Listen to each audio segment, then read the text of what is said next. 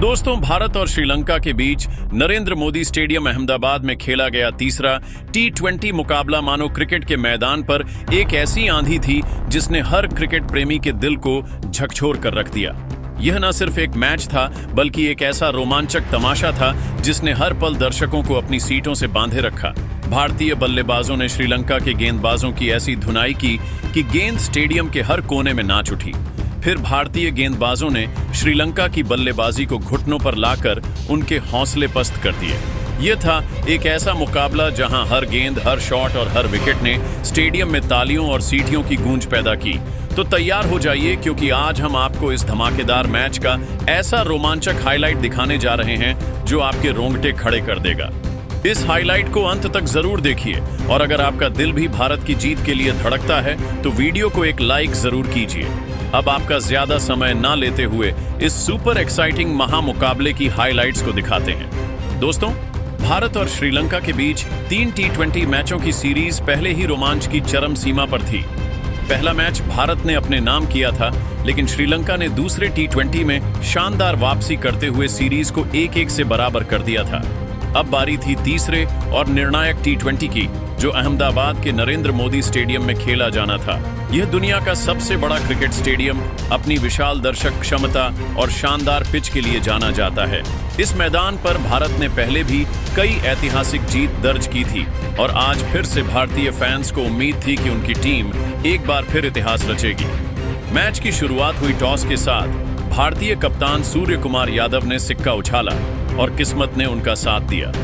भारत ने टॉस जीता और सूर्य ने बिना एक पल गवाए पहले बल्लेबाजी का फैसला किया।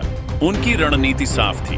नरेंद्र मोदी स्टेडियम की पिच शुरुआत में तेज गेंदबाजों को थोड़ी मदद देती है, लेकिन जैसे जैसे खेल आगे बढ़ता है यह बल्लेबाजों के लिए स्वर्ग बन जाती है। सूर्य का मानना था कि पहले बल्लेबाजी करके एक बड़ा स्कोर खड़ा करना श्रीलंका पर मनोवैज्ञानिक दबाव बनाएगा और बस इसी सोच के साथ भारत ने श्रीलंका को गेंदबाजी के लिए बुला लिया। भारत की प्लेइंग 11 में युवा और अनुभव का शानदार मिश्रण था। ओपनिंग की जिम्मेदारी युवा सनसनी अभिषेक शर्मा और यशस्वी जायसवाल को दी गई थी। मिडिल ऑर्डर में कप्तान सूर्य कुमार यादव, श्रेयस अय्यर और विकेट कीपर संजू सैमसन थे।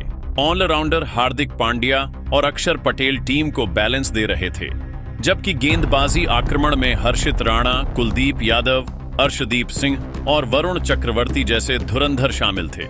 यह एक ऐसी टीम थी जो किसी भी परिस्थिति में बाजी पलट सकती थी। श्रीलंका की टीम भी कमजोर नहीं थी। कप्तान चरित असलांका के नेतृत्व में उनकी प्लेइंग 11 में पथुम निशांका, कुशल मेंडिस, कुशल परेरा और दिनेश चांडीमल जैसे अनुभवी बल्लेबाज थे। ऑलराउंडर कामिंदु मेंडिस और दासून शणाका मिडिल ऑर्डर को मजबूती दे रहे थे। गेंदबाजी में महेश थक्शाना, जेफरी वॉन्डर से बिनुरा फर्नांडो और नवान तुषारा जैसे गेंदबाज भारत के लिए चुनौती पेश करने को तैयार थे।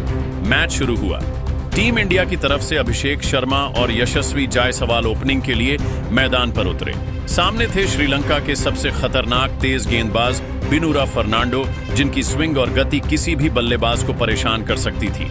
लेकिन अभिषेक और जायसवाल ने ऐसी समझदारी और आत्मविश्वास दिखाया कि श्रीलंका के गेंदबाजों को शुरुआत में ही बैकफुट पर धकेल दिया।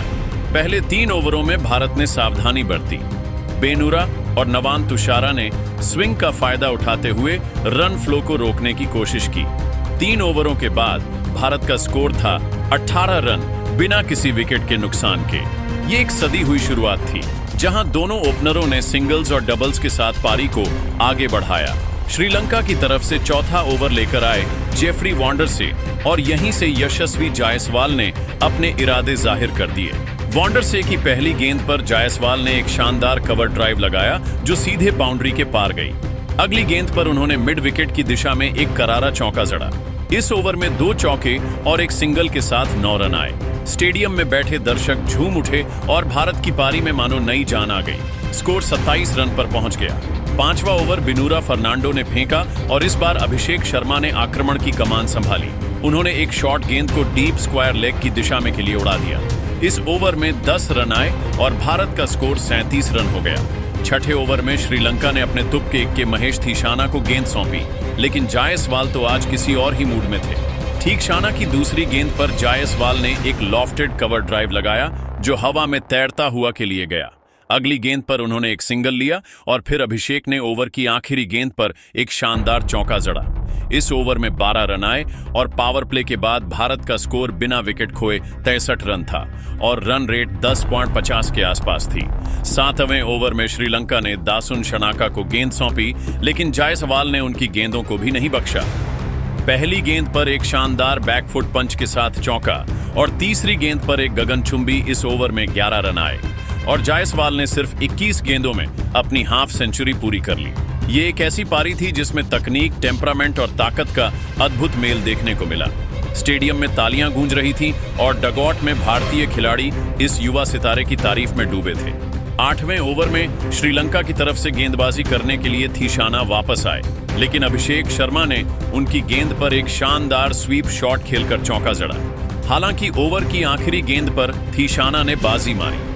अभिषेक ने एक बड़ा शॉट खेलने की कोशिश की, लेकिन गेंद उनके बल्ले का किनारा लेते हुए कुशल मेंडिस के दस्तानों में चली गई। अभिषेक 28 गेंदों में 34 रन बनाकर आउट हुए, जिसमें 4 चौके और एक शामिल था। भारत का स्कोर अब एक विकेट के नुकसान पर 78 रन था। अब मैदान पर आए कप्तान सूर्य कुमार यादव। सूर और जायसवाल ने मिलकर श्रीलंका के गेंदबाजों पर दबाव बनाए रखा। 9वें ओवर में वांडरसे की गेंद पर सूर ने एक शानदार लॉफ्टेड कवर ड्राइव लगाया, जो के लिए गया। अगले ओवर में जायसवाल ने थकशाना की गेंद पर लगातार 2 चौके जड़े। भारत का स्कोर 10 ओवरों में 1 विकेट के नुकसान पर 78 रन था। रन रेट 9.80 के आसपास थी और स्टेडियम में भारत भारत के नारे गूंज रहे थे। 81वें ओवर में श्रीलंका को दूसरी सफलता मिली। बिनूरा फर्नांडो ने एक शॉर्ट गेंद डाली, जिसे सूर्य कुमार ने पुल करने की कोशिश की, लेकिन टाइमिंग सही नहीं बैठी। गेंद हवा में उछली और डीप स्क्वायर लेग में फील्डर के हाथों में चली गई। सूअर 18 गेंदों में 22 रन बनाकर आउट हुए, जिसमें 2 चौके और एक शामिल था। भारत का स्कोर अब 2 विकेट के नुकसान पर 112 रन था।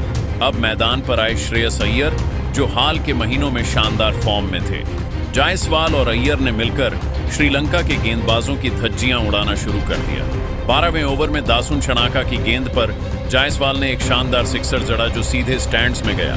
अगले ओवर में अय्यर ने थीशाना की गेंद पर एक शानदार लॉफ्टेड कवर ड्राइव लगाया, जो के लिए गया। 13वें ओवर में जायसवाल ने नवान तुषारा की गेंद पर लगातार 2 चौके और एक सिक्सर जड़ा और इस ओवर में 16 रन आए।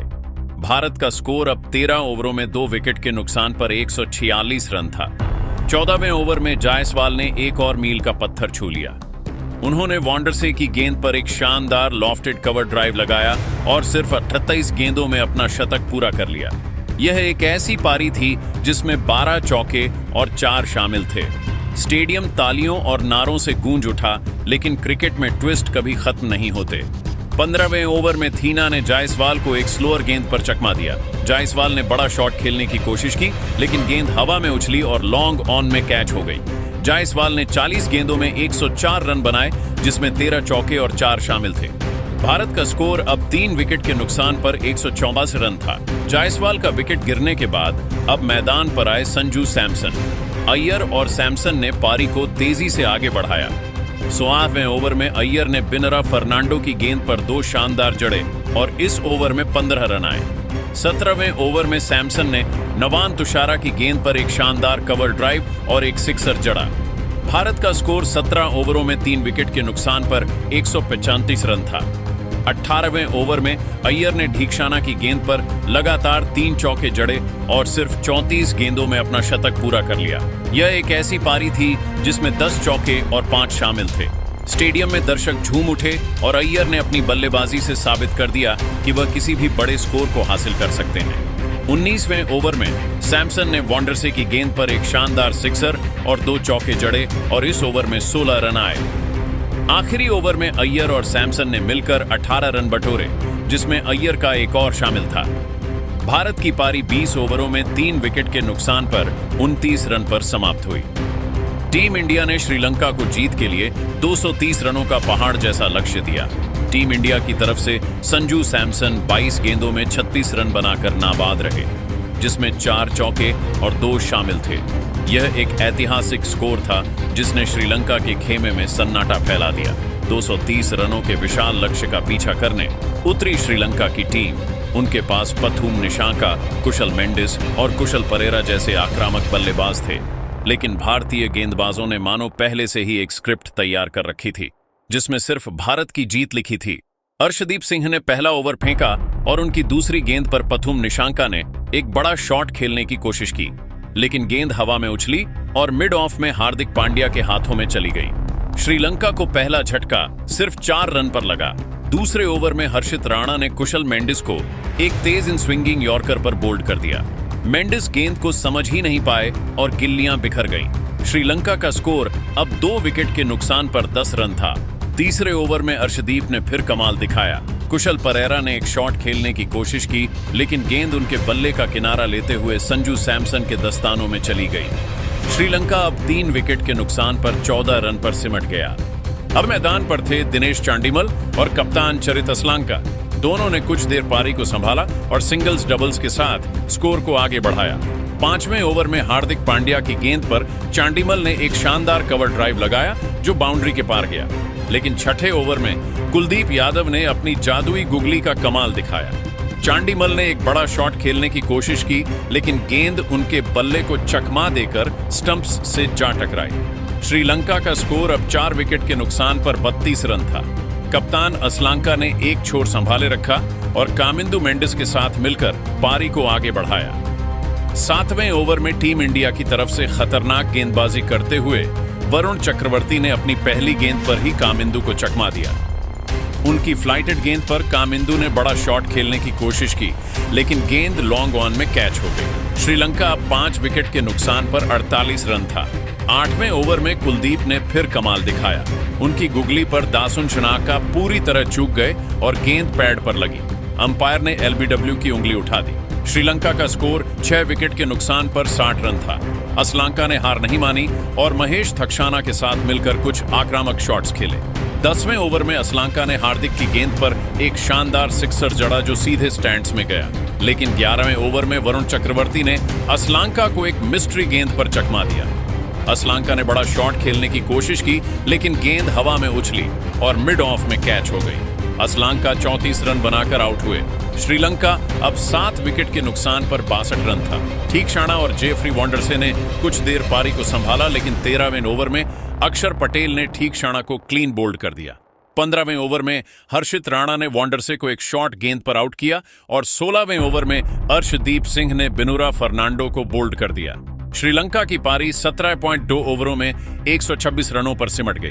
भारत ने यह मुकाबला 103 रनों से जीत लिया और सीरीज 2-1 से अपने नाम की। टीम इंडिया की तरफ से गेंदबाजी में कुलदीप यादव ने 4 ओवरों में 24 रन देकर 3 विकेट लिए। वरुण चक्रवर्ती ने 4 ओवरों में 28 रन देकर 3 विकेट लिए, 2 विकेट हासिल किए। अर्शदीप सिंह और हर्षित राणा को 2-2 विकेट मिले, जबकि अक्षर पटेल ने 1 विकेट लिया।